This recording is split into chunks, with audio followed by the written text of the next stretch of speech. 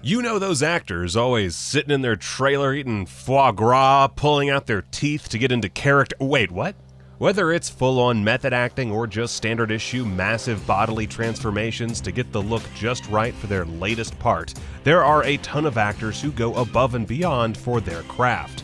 Today we'll be digging into all kinds of bizarre methods these craftsmen and craftswomen have undertaken just for your entertainment. And maybe for their egos and money. Sure, Sam Jackson says mother repeatedly to himself to get over his speech impediment, Bryan Cranston learned to cook meth for Breaking Bad, and Rami Malek watched 4 hours of Freddie Mercury a day to get his movements and speech just right. But that's all just kinda cool, and in some cases, even expected. Nah, I don't want any of that. I want the good stuff. The crazy, mind-blowing, strange heights actors scale in order to perfect their art. Oh, and I'm not including Jared Leto's Joker on the list, because come on, that one's been done to death. So here we go, starting with Jared Leto. Crap. Okay, so it's not really possible to make this list without at least mentioning Leto, and in this case I can't help but wonder, why? See, in Blade Runner 2049, his character Neander Wallace is blind and is only able to see through these little camera boys that are always flying around him. In order to perfect his character, Leto wore contact lenses to restrict his vision, so he's playing the character blind, despite the fact that technically, he can see. Huh. Seems kinda unnecessary, Jared. As long as we have Leto's filmography up, let's go back a few years to 2007's Chapter 27, the heartwarming story of an overweight man, his love of a good book, a trip to New York, and the cold-blooded murder of a rock icon. Just looking back on the good times. Yeah, so for those unaware, Jared Leto starred as the notably overweight murderer Mark David Chapman, who infamously shot John Lennon outside his New York City apartment building. I'm not going to dig into all the details, but long story short, Leto gained a reported 67 pounds, and in doing so, got gout and had to use a wheelchair.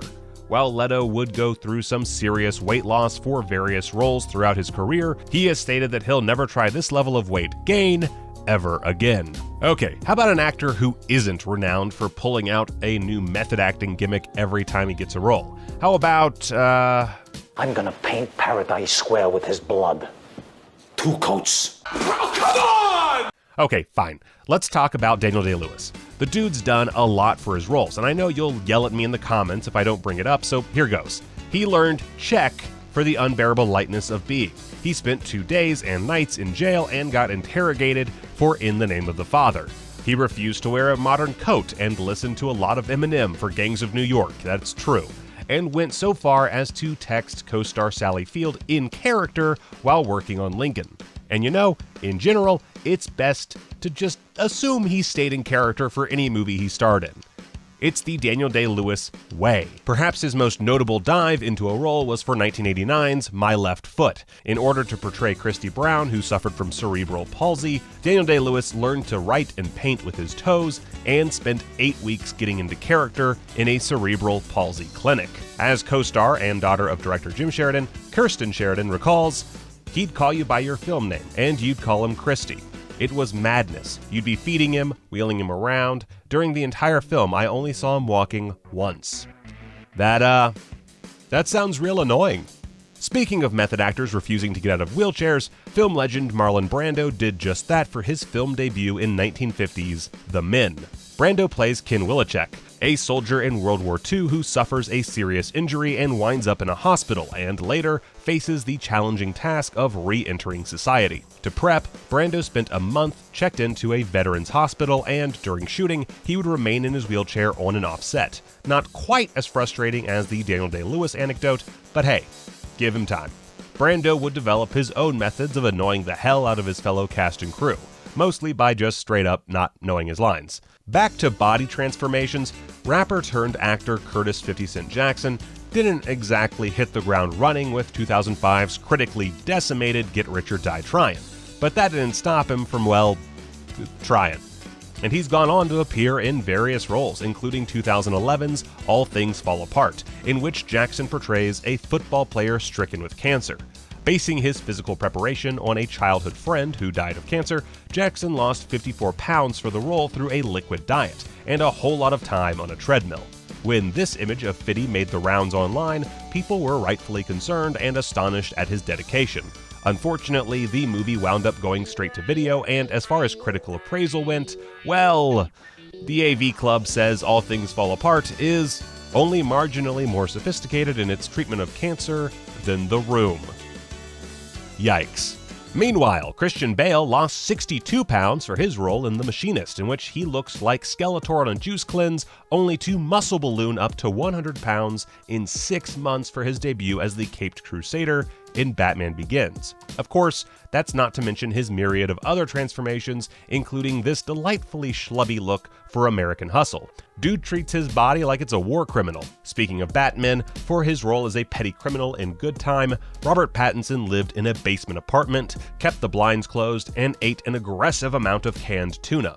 I recognize this isn't quite as wild as Bale's yo-yo weight loss antics, but you shouldn't be surprised that Pattinson doesn't go quite as far as his fellow Dark Knight. Regarding method acting, Pattinson had this to say. I always say about people who do method acting, you only ever see people doing the method when they're playing an ass. Of course, getting fit isn't really method per se, but still, our Pats decided he didn't need to get ripped for the role of Batman, telling GQ that if you're working out all the time, you're, quote, part of the problem. Sounds like someone just doesn't want to hit the power rack every day. If you saw 2018's Suspiria, you might know that Tilda Swinton has more than one role in the film, including that of an elderly Jewish man. If you think that's a spoiler, don't worry. Not only does it have zero bearing on the plot, it was also called out by basically everyone who saw promo materials, despite the film going so far as to invent a whole made-up background for the fictional actor taking on the part. To help her embody an old dude, she had fake genitalia created for her to walk around with. You know, really get a feel for the role. This next one's not exactly bizarre so much as it is overkill. For her role as a Holocaust survivor in Sophie's Choice, Meryl Streep famously learned to speak Polish just to get the accent right. Considering her Oscar win, sounds like the work paid off. It was a beautiful night. Not bad. That's pretty good. I have no expertise on Polish, but it sounded pretty sick, pretty Polish sick to me. Yo. Stay alive, no matter what occurs. Oh, what? I missed one? Gosh darn it. Okay, Daniel, you need to back off from this list, okay? You already got like 4 mentions. Stop being greedy and just act. Jeez. Fine, okay, you get one more. Then you gotta go pretend to be a velociraptor for a role in Jurassic World 3 or whatever. Let's see. Last of the Mohicans. For that role as an 18th century survivalist, named Hawkeye of all things, Daniel Day-Lewis learned to track and skin animals, build canoes, fight with tomahawks, and use flintlock rifles. He even kept his rifle with him just about everywhere he went, because that's what a real survivalist in that era would do, man. Now, like Leto in Blade Runner, Jamie Foxx chose to actually be blind for his titular role as Ray Charles in Ray. Unlike Leto, it actually made sense. If you somehow don't know, Ray Charles was one of the greatest soul singers of all time, and yeah, he was pretty gosh darn blind. Fox didn't go full method or anything, in fact, it wasn't even his idea. Director Taylor Hackford asked him if he'd be up for having his eyelids glued shut for the role. Fox agreed, and prosthetics were made to simulate the real Ray's eyelids. This resulted in Fox getting panic attacks during the initial days of shooting, but he eventually became more accustomed. Unfortunately, that didn't mean everyone remembered he couldn't see, resulting in the occasional whoopsie when he'd be left at the lunch table without anyone to help him make it back to set. Here's a quickie. Ashton Kutcher, for his role as Steve Jobs in, Jobs, tried the real Steve Jobs fruit diet, leading to a stay in a hospital and a diagnosis of pancreatitis, which, you know, man, good hustle. I respect your dedication.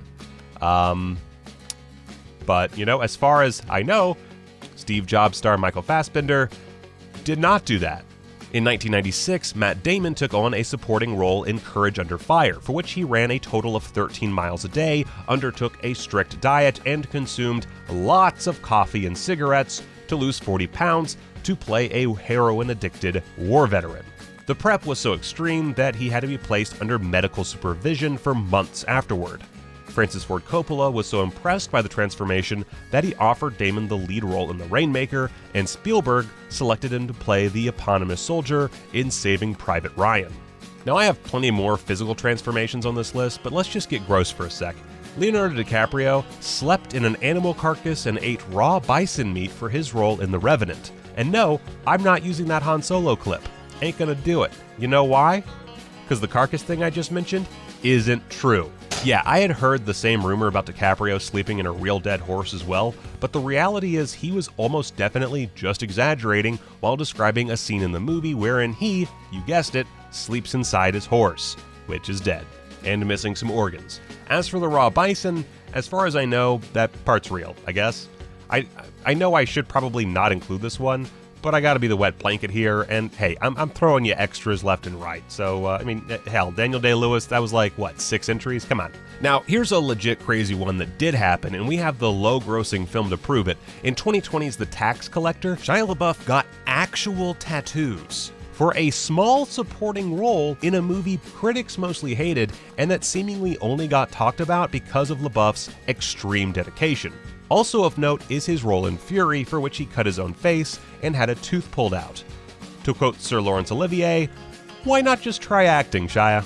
In Martin Scorsese's boxing flick Raging Bull, Robert De Niro portrays real boxer Jake LaMotta through the best and worst years of his life. To accomplish the contrasting body transformations necessary, De Niro trained with Jake LaMotta for almost a year and added 20 pounds of muscle before turning all of that into fat to portray the more schlubby version. For Casey Affleck's still kinda befuddling 2010 mockumentary I'm Still Here, Joaquin Phoenix pretended to basically destroy his entire career.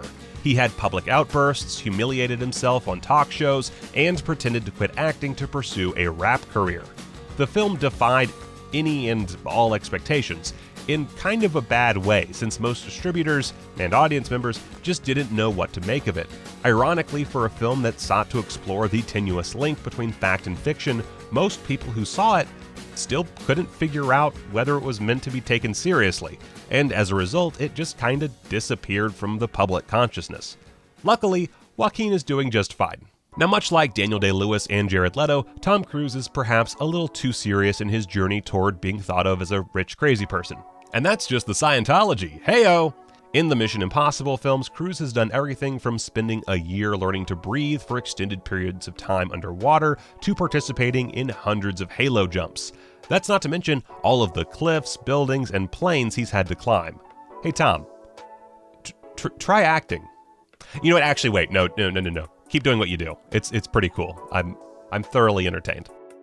Speaking of Cruise holding his breath underwater, Margot Robbie learned to do so for 5 straight minutes for her role in Suicide Squad, simply because she wanted to one-up her stunt double. Also, she learned to ice skate for I, Tonya, and wound up doing a large number of her own skating. But that makes a bit more sense than nearly drowning yourself for a 30-second scene. For her role as a crack addict in Spike Lee's Jungle Fever, Halle Berry refused to bathe for 2 weeks, seemingly not realizing that Lee wasn't shooting in smell-o-vision. And yes, that is a terrible joke, but you know what else was terrible? That smell! Boom! Still got it. I'm gonna be a comedian. This next one isn't terribly wild or crazy or anything, but for her role as real-life trans man Brandon Tina in Boys Don't Cry, Hilary Swank lived life dressed as and pretending to be a man for 4 weeks prior to shooting. She used bandages to flatten her chest and placed socks in her pants, just like the real-life tragic figure she was portraying. She also lost weight to give her face a more gaunt look, and with all those factors in place, put in a fantastic performance that led to her receiving an Academy Award for Best Actress in her breakout role. Now let's add a little Bollywood action in here, shall we? There are actually quite a few wild body transformations in Indian cinema, but I'd like to highlight Aamir Khan in Dangal. He went from looking like a sad Indian accountant to a muscle-mad cover model in just 5 months.